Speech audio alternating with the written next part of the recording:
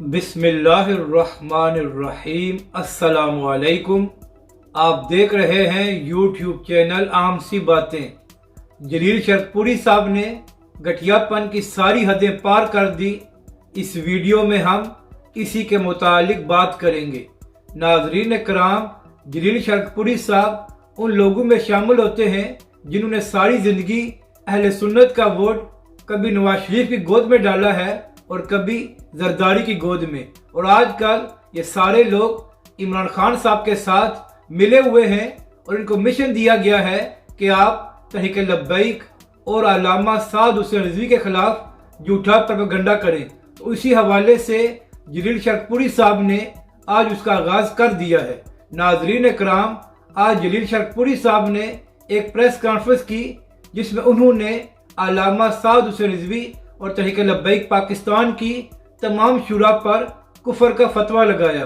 तो जलील शरकपुरी साहब, आपसे सवाल ये करना है कि चंद हफ्ते पहले आप तहरीक लब्बैक और अल्लामा साद हुसैन रिजवी से ये मुतालबा कर रहे थे कि वो इत्तेहाद अहले सुन्नत करें ताकि अहले सुन्नत का वोट तकसीम ना हो। इसके बाद आपने खुद कहा कि आपका अल्लामा साद हुसैन रिजवी से राब्ता हुआ है और हमारी बातचीत बहुत मुस्बत रही है। तो पूछना यह है कि उस वक्त आपका फतवा कहाँ था और उस वक्त आपके ये इल्जामात कहाँ छुपे हुए थे। तो आपको गलत साबित करने के लिए यही बात काफ़ी है। और दूसरी बात यह है कि नाजरीन कराम, तहरीक लब्बैक पाकिस्तान और अल्लामा साद हुसैन रिजवी ने जलील शरकपुरी और इन जैसे बहुत से लोगों की दुकान बंद कर दी है, जिसकी वजह से इनको तहरीक लब्बैक और अल्लामा साद हुसैन रिजवी हजम नहीं हो रहे। और आखिरी बात यह है कि जलील शरकपुरी साहब, आप किस मुंह से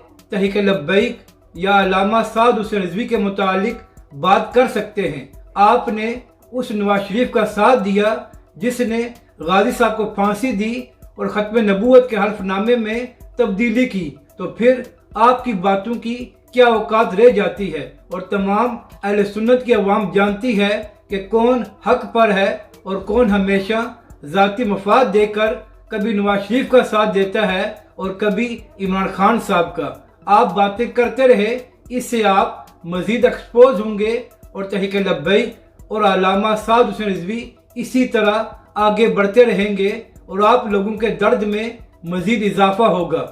अपनी राय का ज़रूर इजहार करें कि आपको ये वीडियो कैसी लगी और हमारे इस चैनल को भी सब्सक्राइब करें।